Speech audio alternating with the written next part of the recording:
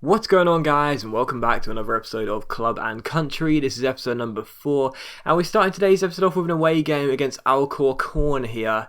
And with Racing Santander, we've made a very encouraging start to the season so far. 7 games, 5 wins, 1 draw, and 1 defeat, as you'll see by the league table right here. It's been a very encouraging start for us, and I wouldn't call it unexpected per se, because I don't consider myself to be really good at the game, but I know I'm of a decent standard. And the fact of the matter is, this team does have some quite good players in it, some good youngsters for the future. It's not too much of a surprise, but it is still a little bit of a shock to know we're up there, because at the end of the day, this is one of the weakest sides in the division, and that's saying something in the Spanish Segunda Division. So, it is still a little bit of a surprise, but not too much of one, I guess. But even so, we feel really confident. And that's the weird thing about this as well. We feel really confident, and I feel confident using the team. I feel really good when I'm using it, which is a surprise, because considering the fact that these are really low rated players who I would barely ever touch in normal career modes that I've been running, I still feel really optimistic on my chances of getting wins in these games, because I just have a really good feel. Like, the team seems to play really well. I pass the ball around really nicely with it, and it does seem to be feel like a comfortable team for me to use. But still, the first goal of this game will be scored in the 45th minute on the stroke of half time. As the goal gets scored there, it's a really poor piece of defending by me. I seem to let my defenders go walkabouts, and as he went through one-on-one, he was never going to miss, was he? Tried to trick him with Raul Fernandez, but I just couldn't get it right, and we had to wait until the 66th minute for another chance here as Oscar gets on the ball, rises the challenge of Cruz, beats him pretty easily, then Sands in the centre, takes it around like 3 defenders, and unfortunately I completely messed up the finish as it went wide and out for a goal kick. And the game did finish as a 1-0 defeat, so we lose for the second time in 4 games. Obviously, our first defeat was at home to Las Palmas. Now it's away at Alcorcon, and that was a really poor game by me. I just, I said I was feeling comfortable with the team, and I was, and I am for the most part, but there are some games like this one where I just don't get it right at all. It just doesn't gel, and I can't seem to sort it out. And that's the point with this team as well. Like, even when I am feeling comfortable with it, just like any team I'll ever use in career mode, even when I feel comfortable with it, I always like to know that I've got one world-class player who can bail me out. I like to know that I've got a really strong bench to change things when things aren't working in the game. I like to have a clinical finisher who has a great record. He's always going to come up when we need him, basically. But at this side, we don't have that, and this is the point. This is going to be a really fun challenge for me, at least in the first season, regardless, because this isn't a team where I can look at some of these players who we're showing in the squad report here, and I can say, "There's my man, Ruben Sanchez. He's absolutely awesome. Great to see him improving in the stand tackle stat or whatever, or the finishing stat, and talk about these players as really great ones, because even though some of these are really young with some decent potential, they're still not at that level required right now, to be playing in La Liga, and for me to feel ultimately comfortable with them, because I do feel relatively comfortable, but not ultimately. So yeah, it's a nice challenge though. I really am enjoying the start to this series, and hopefully you guys are as well. As you can see, we are in third, 8 games in, 5 wins, 1 draw, and now 2 defeats with 16 points, 4 points off the second place team and 5 points off the first place team. Of course, this season, the first 2 teams will be getting promoted, so first and second go out promoted, and third to 6th will be playoffs. So yeah, I'm definitely confident of us hitting the playoffs after our really good early start, and the way I do feel playing with this team in most games. But even so, I'd love to be in one of those top 2 positions come the end of the season and guarantee La Liga football next year. But I think playoffs, or maybe just outside it, if we do begin to slip eventually, would be very good for us in our first season with this cash-strapped Santander side. But still, for the second game we take on CD Lugo here at home, and I'm probably going to pronounce like 9 out of 10 teams wrong in this division, so if I do get them wrong, I do apologise.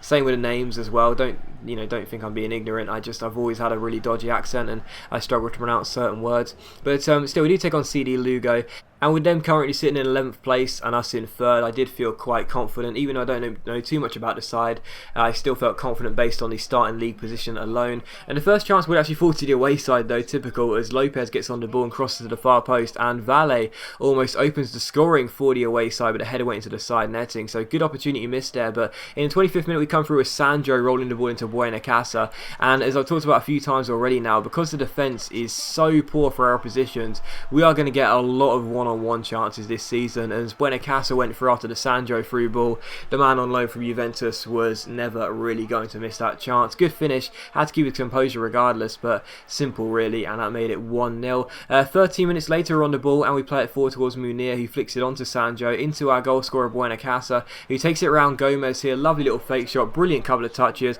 goes through one-on-one. Will he finish? No, he won't. I squeezed the shot wide of the post as I tried to keep on dribbling, but I thought it was going to get kept up, so I took the shot on early, but it went wide and still 1-0. But in a stroke of half time here, Munir's on the ball and he finds Sandro. That front three of Munir, Sandro and Buenacasa could be really dangerous this year. It's Munir who spreads it out wide towards Buenacasa, then out wide towards Jose Pozo down the left hand side, takes on his man. Really good chance here, plays it inside, Sandro to Buenacasa, Buenacasa back to Sandro, good finish, and that made it 2-0. And that's the point, you know, I am playing some good football with this team, and you will see some nice passing goals this season, I feel, because I really do feel good when just spreading the ball around and making the opposition chase the ball. So that made it 2-0, very, very nice passing goal there, starting all the way back with our goalkeeper, and that was 2-0 to us. And in the 65th minute here, Quinty, our left back, finds Buenacasa, takes on his man, beats him, a good chance here, and he does not score because he puts it just wide the post and out for a goal kick. But in the 75th minute we'd come through again here and have another great chance, and it would come to that same man, Buenacasa.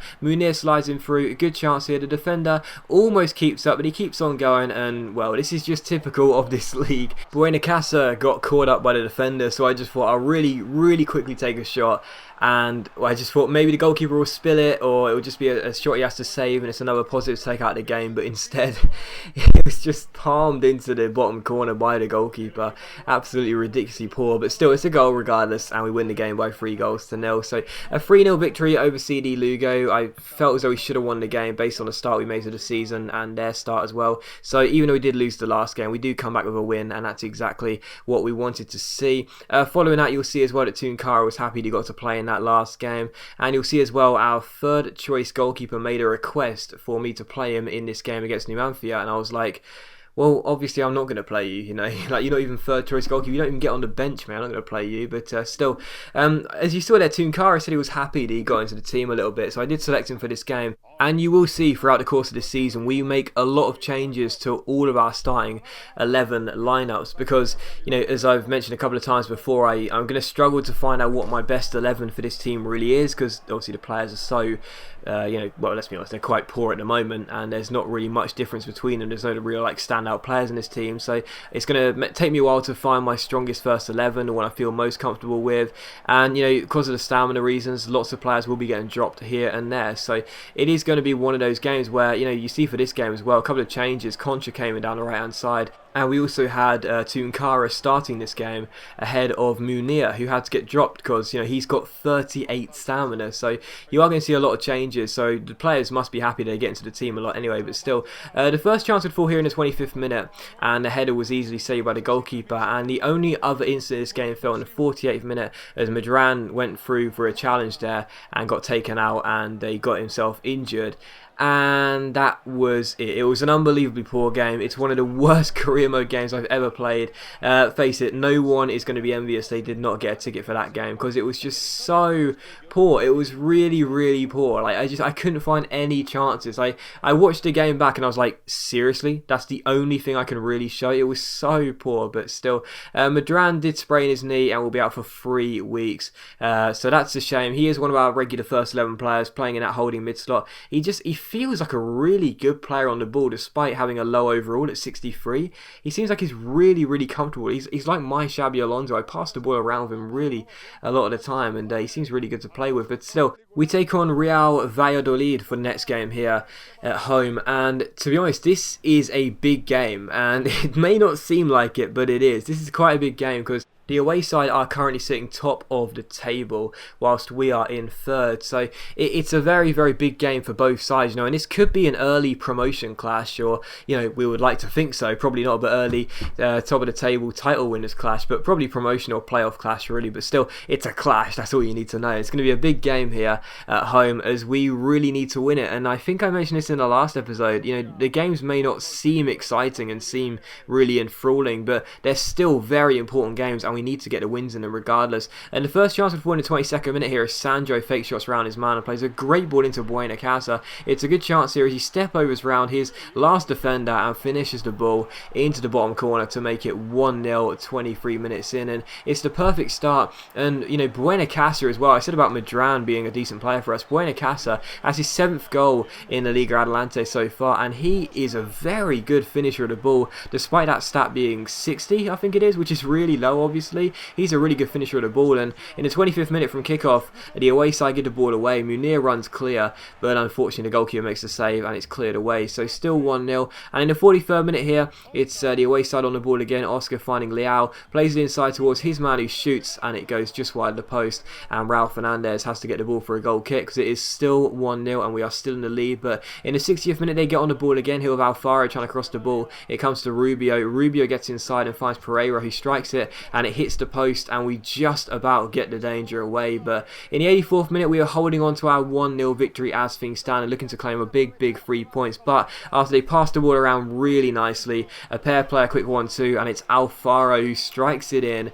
past Raul Fernandez and the man on the line and makes it 1-1. I got sucked out right there. You can see me move in with the man on the line there, number 6, as you get the ball away, and eventually the shot comes in, and it is 1-1. So the away side back on level terms. But in stoppage time in the 90th minute, Sandro plays a 1-2 here with Moreno down the right hand side. He whips in across, last chance for us to grab the winner. It's headed away only temporarily, and how about this for a flick by Jose Pozo? It comes to Munir, his shot is spilled, and at the far post Buena Casa heads it in, gets his 8th goal of the season so far, and wins us the game in stoppage time. And look at that for a flick by Jose Pozo on loan from City. Lovely as you like, and really the goalkeeper didn't really hold himself in much glory there. He spilled that shot from Munir really, and as soon as it came in the air to Buena Casa, he was never going to miss that one. So he scores us what will be the winner as he makes it 2-1 there in stoppage time. And as I said, it was a big game. It may not have felt like one when I was playing it, it may not seem like one at first, but in terms of clubs trying to get themselves promoted